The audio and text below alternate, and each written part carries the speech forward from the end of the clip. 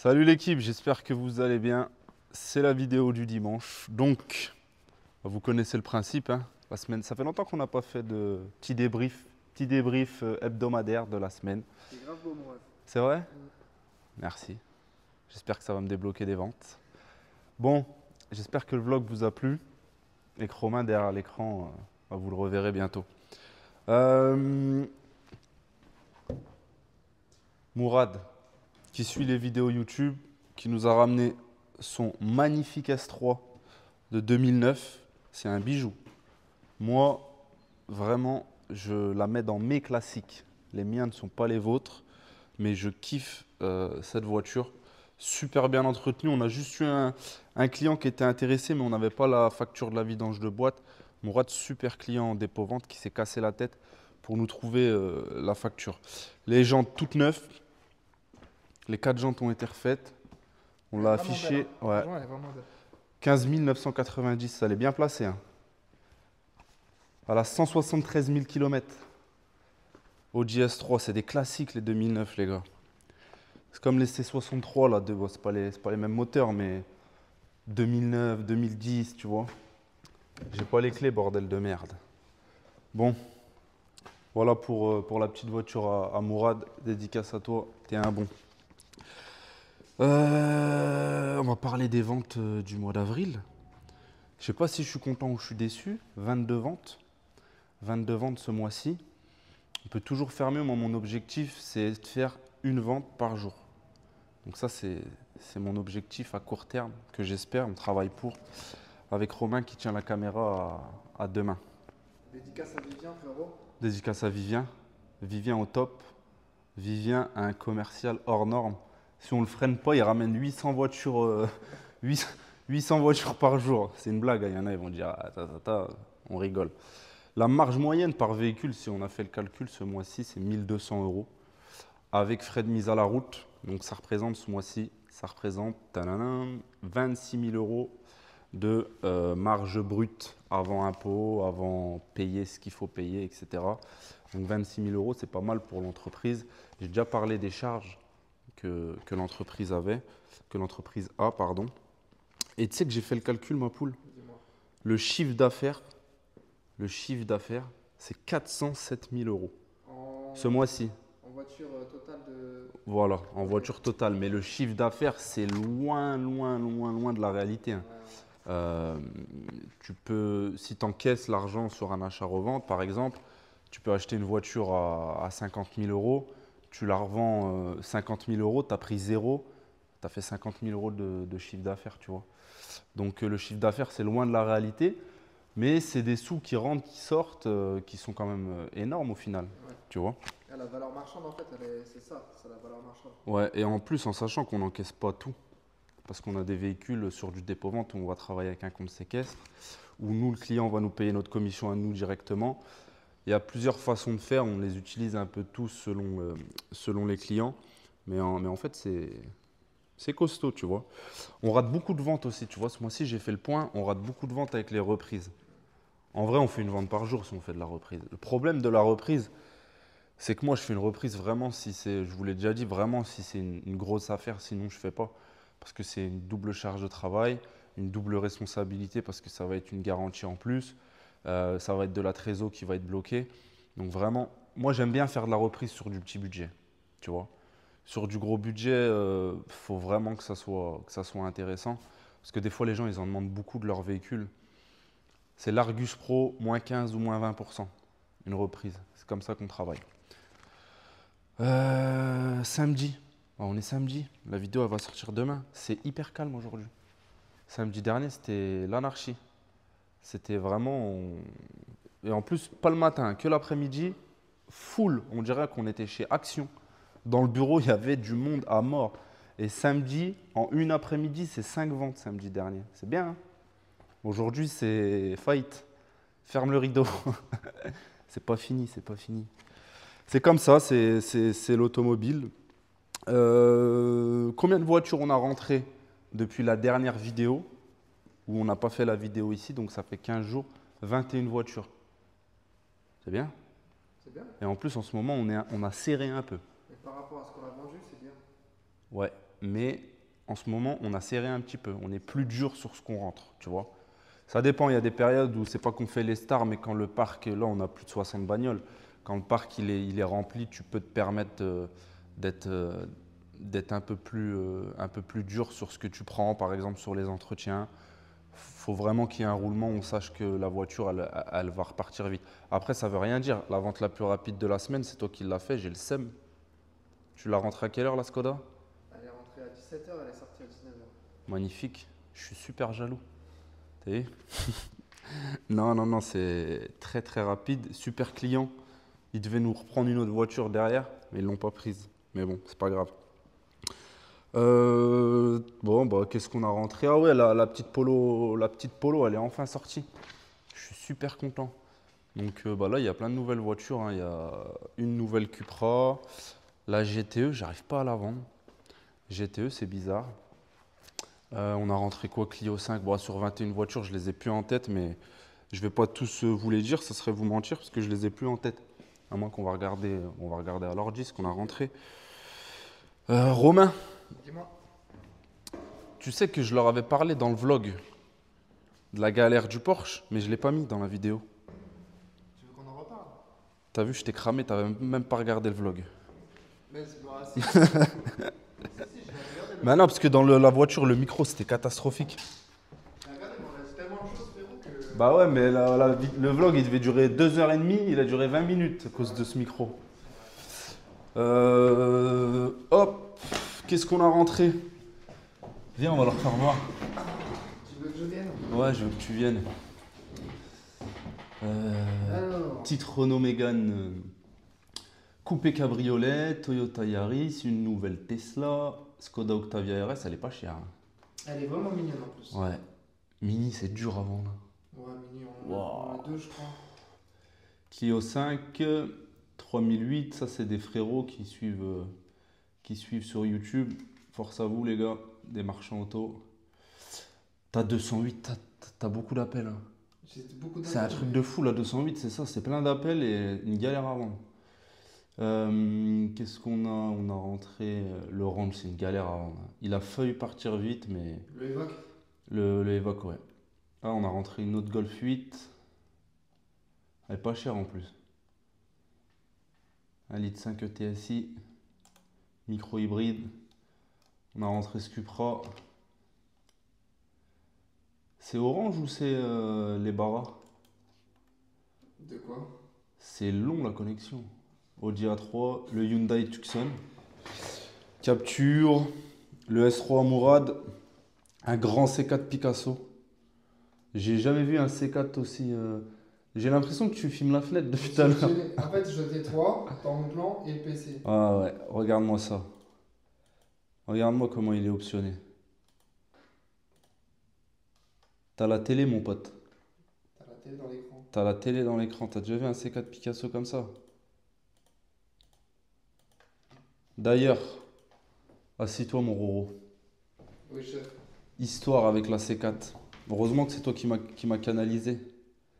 Le mec qui a pris rendez-vous. Il y a un gars, il prend rendez-vous pour la C4, c'est un dépôt-vente.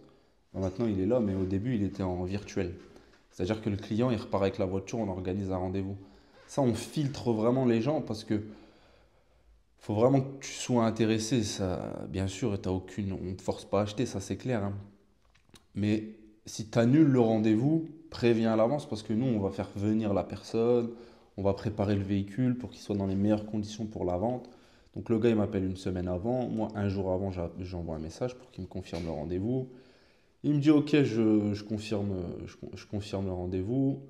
2 heures avant que le gars il se déplace, pareil, je lui dis, excusez-moi, merci de me reconfirmer votre présence. Il me dit, pas de souci, je suis là. Et bah, le vendeur, il prend la route. Et le monsieur qui est censé venir voir la voiture, il me rappelle. Il me dit, ouais, en fait, est-ce que le prix il est négociable? Parce qu'à ce prix-là, moi, je peux avoir ceci, je peux avoir cela. Je lui dis, bah écoutez, laissez tomber, venez pas, mais c'est pas correct. C'est pas correct parce qu'on vous a demandé de confirmer le rendez-vous. Ça, c'est une question qu'il faut poser avant ou poser sur place parce que oui, il y a toujours une marge de négo selon les véhicules, mais c'est une question qu'il faut poser avant, qu'il faut pas poser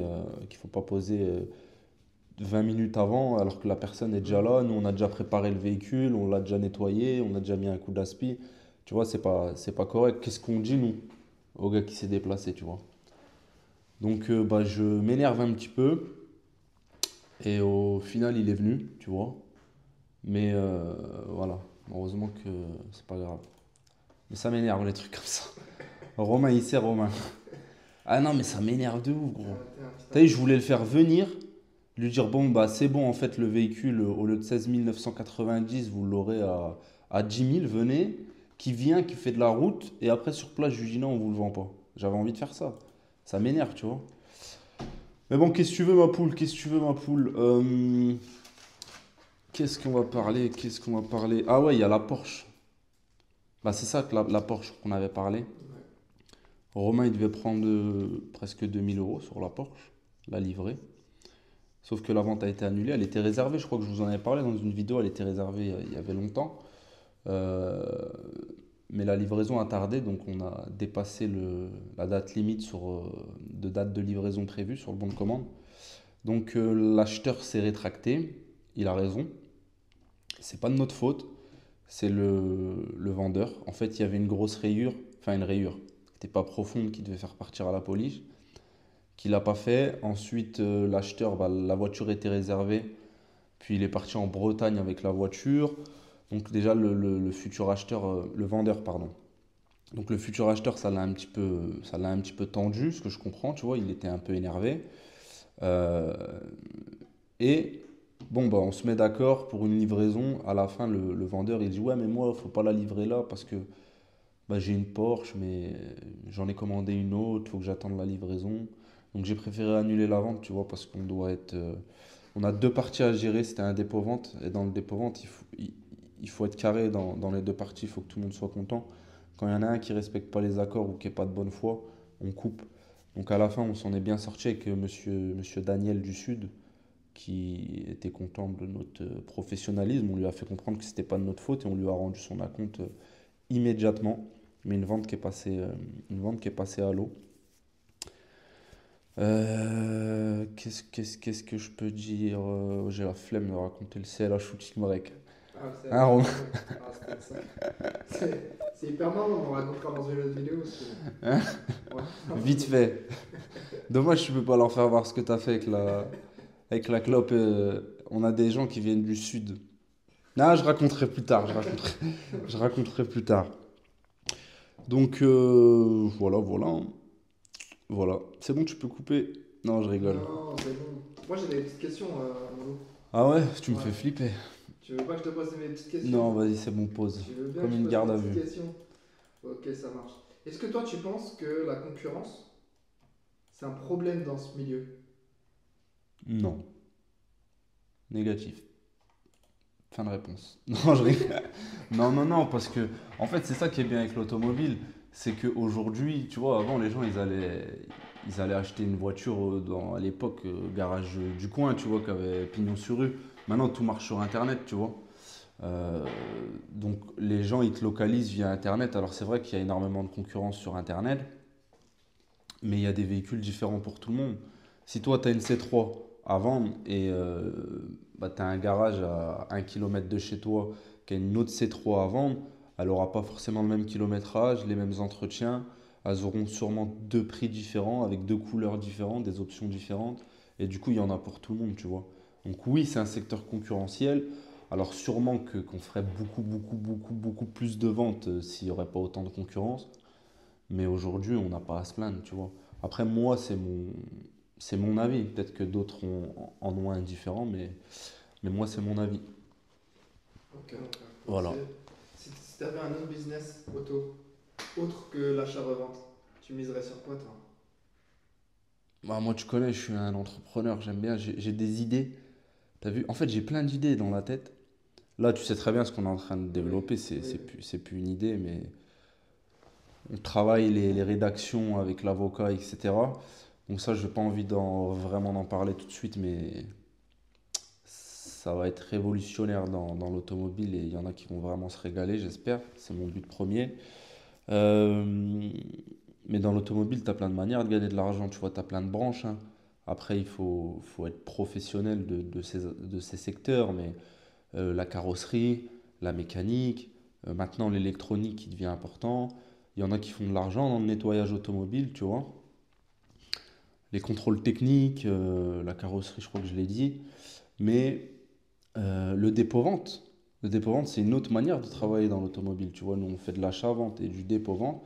Pour moi, c'est la meilleure façon de travailler dans l'automobile.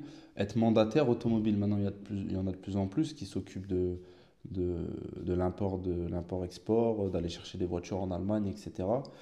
Ça, c'est vraiment bien quand quand tu commences même sans trésorerie, tu vois. Donc, ça te permet de travailler dans l'automobile, dans le monde de l'automobile, sans avoir d'investissement. Après, qu'est-ce que j'ai eu comme idée de foufou? D'ailleurs, s'il y en a qui veulent qu'on monte ces projets ensemble, mais je les ai toujours dans la tête. La livraison de carburant, on en a déjà parlé. Ouais. Ça marche hyper bien à Dubaï. Et il y a un gars qui le fait, je sais plus il est de quel secteur, mais il se régale, hein. C'est un génie, je te jure, c'est un génie. En fait, il a un petit camion, tu vois, une petite camionnette. À l'intérieur, il a mis deux cuves, une application téléphonique où tu réserves un créneau. C'est un peu un Uber, tu vois, Uber du carburant. Tu réserves, tu payes avec ta carte bancaire le carburant que tu as sélectionné, le nombre de litres que tu veux. Et en fait, il vient, il te livre ton essence, tu vois. Donc des fois, tu as la flemme. Moi, je suis un mec, je repousse toujours la station. C'était quand qu'on avait 0 km? C'était exactement hier, frérot. C'était exact, c'était exactement hier à la pause du midi. Et en fait, il vient, tu vois, par exemple, tu es au taf, tu vois, tu as la flemme de t'arrêter au retour, tu as ton application, tac tac, tu réserves ton carburant, on vient, on te livre. C'est déjà payé en amont. Soit tu laisses ta trappe entrouverte, soit tu n'as pas besoin de la laisser parce qu'il y en a qui tu peux ouvrir directement. À la fin, tu sais, tu crées un truc pour sécuriser parce que sinon le mec il peut te niquer. Tu as payé 20, je te dis une connerie, tu as payé 30 litres de gasoil. Le mec il t'a mis 28 litres ou 29 litres, tu vois. Donc je sais pas, tu crées un truc avec un ticket via l'application, une caméra, tu vois, une caméra sur la tête où il prouve qu'il est en train de te mettre le litre. Si tu as un doute, tu fais une réclamation, tu vois, et tu demandes cette fameuse vidéo. Et en fait, le mec, il facture la livraison. Le matin, il cherche ses cuves dans la station la moins chère, tu vois. Je te dis une bêtise, nous, où on habite, il y a des stations qui sont moins chères, mais on a la flemme d'y aller, tu vois. Donc en fait, on va s'arrêter à la station la plus proche et qui n'est pas forcément la moins chère. Donc au final, lui, le carburant qui va te livrer, tu vas payer la livraison, mais tu auras le carburant le moins cher du secteur. Ça, c'est... Mais surtout, il travaille avec les pros. En fait, il a des marchés Amazon, les entreprises, etc. Tu vois, et les chauffeurs-livreurs, et ça leur évite de perdre du temps à leurs employés de s'arrêter, puisque le temps, c'est de l'argent pour mettre du carburant. Mais ça marche super bien à Dubaï, il paraît, tu vois. Et là où il va se faire le plus d'argent, c'est quand il va développer son application et que d'autres gens vont le rejoindre sur l'application pour faire la même chose. Un peu comme Uber Eats. Ouais, non, mais Il va c'est en généraliser le fait, truc. c'est un peu le business model de Ouais, Uber Eats, tu vois. ouais. Tu viens, on te livre. En vrai de vrai, il y en a plein qui vont dire, mais j'ai la flemme. Mais en vrai, tu peux aller la chercher, ta bouffe. Moi, je commande sur Uber Eats parce que je paye plus cher, mais c'est un gain de temps de malade, tu vois. Donc voilà, s'il y a des mecs qui veulent développer ça, il n'y a personne qui me vole mon idée, hein. C'est là, je voyais un mec, il est millionnaire. Ah, je me fous une balle, il a pris mon idée. Ah, c'est pas moi qui l'ai inventé, on n'invente jamais rien, tu vois. On réinvente jamais la roue, en fait. On y apporte des choses différentes, mais on réinvente jamais la roue, tu vois. Et si tu devais recommencer à zéro, toi, ton aventure dans le milieu automobile, qu'est-ce que tu changerais? Ouah, tu me poses des cols. Euh, je me professionnaliserai plus vite. Tu vois la différence. Hmm. T'as vu Vraiment. combien de personnes, il y avait une personne qui est venue voir, combien de gens ils nous disaient on a regardé vos avis, en fait on a regardé votre site internet, tu vois, se professionnaliser, ça débloque des ventes de malades. Ça change tout en vrai. Ça change tout. Hmm. Et ça, t'as vu, j'ai mis du temps à sortir du monde vendre pour vendre des voitures. Tu vois ce que je veux dire? Et en vrai, ça, ça, sinon je changerais pas grand-chose, tu vois, parce que les erreurs, ça te fait avancer. Il y a des erreurs qui m'ont coûté de l'argent, tu vois. Mais au moins, j'ai appris. Mais sinon, ouais, pour gagner plus d'argent plus vite, je me professionnaliserais, je me serais professionnalisé plus tôt. Parce que vraiment, ça fait la différence. Mais t'as vu, nous, on le voit tous les jours, tu vois. Et encore, on peut toujours faire mieux, hein. Mais se professionnaliser, proposer des services, des garanties, des extensions de garantie, ne serait-ce qu'il y a un coup de carte bleue, des beaux bons de commande avec ton logo. Tu vois, tous ces petits trucs-là, là, toutes les choses qui vont faire que tu te professionnalises, ça t'apporte beaucoup plus de crédibilité et surtout une clientèle différente, tu vois. Ça, c'est important. T'as pas une clientèle de rats. T'as mis une voiture à 30 000, ils te proposent 22 000, tu vois. T'attires une clientèle qui est différente. Voilà. Et suite à ça, c'est quoi ta pire erreur? La pire erreur que tu pu faire? Tu me disais que tu avais perdu de l'argent, tu vois, ça peut être une erreur. En vrai, ma pire erreur que j'ai faite, euh, c'est quand j'ai commencé les voitures, tu vois, et j'en payais les conséquences jusqu'à encore pas très longtemps. J'étais jeune aussi, tu vois. J'étais content de vendre. Tu sais, je vendais, j'étais content. Et j'avais pas accès au SIV. Nous, à l'époque, pour faire nos DA ou nos enregistrements de session, on devait aller dans notre ville. Il y avait qu'un truc qui le faisait, tu vois. Des fois, de chalet, il y avait du monde de ouf. Donc, je reportais. Quand je vendais une voiture, j'enregistrais pas la session. Et en fait, il y a des voitures qui ont traîné. Les gens, ils ont jamais fait leur carte grise. Et j'ai reçu des amendes de malade. Tu vois, pour te raconter, un jour, j'ai vendu une Peugeot 107, exactement bleue. Un schtroumpf, frère. Tu vois. Et la cliente, franchement, apparence trompeuse, tu vois, une jeune, impossible, tu te dis ce que je vais te dire, tu vois. Et un jour, je vais à la trésorerie pour savoir ouais, ce que j'ai comme amende, parce que je me suis fait saisir. Je me suis fait saisir, et du coup, je vais à la trésorerie et je leur demande combien je dois, je paye, comme ça, t'as vu, je dors tranquille, tu vois. Et ils me disent, un matin, je m'en rappelle, je devais 15 800 € sur la vie de ma mère. Ah non, frère, tu rigoles, mais j'étais dans le mal, Ah hein. oui, tu m'étonnes. J'étais dans le mal. Et t'as vu, c'est pas. Si, il est déjà les payé, frère, mais laisse tomber, j'ai envie de mourir. C'est pas vrai. C'est pas vrai. Mais frère, le truc, c'est que je sais pas moi. En fait, ils m'ont sorti ce que je devais, et c'était une seule voiture. C'était cette fameuse Peugeot 107. Et il y avait des amendes à 1 800 € de. Attends, une amende 1 800 €, la meuf, elle a tapé la barrière au péage pour qu'elle s'ouvre, là. Elle payait pas les péages. Heureusement, la chose bien que j'avais faite, c'est que je gardais tous les papiers. Je t'explique, un tableau leur écrire à l'officier du ministère public, etc. Ils répondent pas, hein. Donc, ce que j'ai fait, bah, j'ai retrouvé les papiers, j'ai retrouvé l'adresse, j'ai été chez les gens. Et en fait, elle m'a dit, ouais, en fait, c'est pas moi, c'est mon mec qui roule avec la voiture. Donc, j'ai dormi en bas, là. J'ai pas dormi, hein, mais je suis resté très longtemps en bas de chez l'adresse. J'ai pris les clés de la voiture et j'ai dit que c'était pas leur voiture. Parce qu'elle roule à mon nom, tu vois. Mais en vrai de vrai, c'est pas de leur faute. Eux, ils achètent une voiture, moi, c'est pas mon problème qu'ils font leur carte grise. C'est moi qui ai fait une erreur. Donc, j'ai gardé la clé jusqu'à qu'ils font la carte grise. Ils ont fait la carte grise. Je leur ai demandé une attestation, etc. J'ai écrit je sais pas combien de courriers et ils m'ont gracié, frère.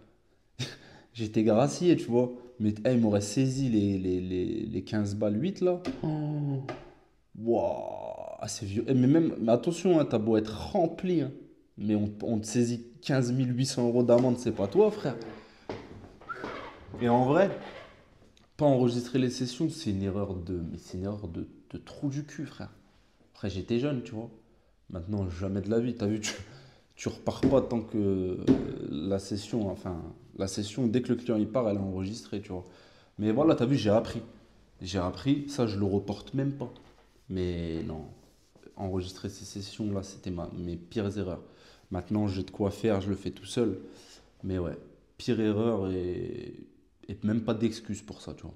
Même l'excuse de la jeunesse, c'est con parce que c'était de la flemmardise, tu vois. Je passais devant, il y avait du monde, je disais que je repasse demain. Demain, j'avais pas le temps. Et voilà. Mais jeune et con. Voilà, voilà. T'as d'autres questions, ma poule? Bah, non. Non, parce que c'était en continuité de ce qu'on se Ouais. disait. Non, après, des erreurs, j'en ai fait plein, hein. Nous, après, J'en fais encore, hein. on échange beaucoup tous les deux, tu vois, mais c'était plus Ouais, ces ouais, questions-là qui étaient intéressantes. ouais, non, des erreurs, j'en fais plein et j'en ferai encore, tu vois. Mais ça, c'est des erreurs qu'on peut éviter. Tu vois, il y a des erreurs que tu peux pas éviter parce que tu sais pas, que tu vas apprendre, et il y a des erreurs que tu peux vraiment éviter. Ça, c'est ma pire erreur. Après, une chose que j'aurais aimé connaître plus tôt, c'est de... Tu sais, moi, j'ai horreur des SAV parce que ça fait partie du métier. Tu vois, maintenant, je les gère bien. Mais il y a une période où, des fois, tu vois, tu vas avoir beaucoup de SAV. En général, ils tombent toujours tous en même temps.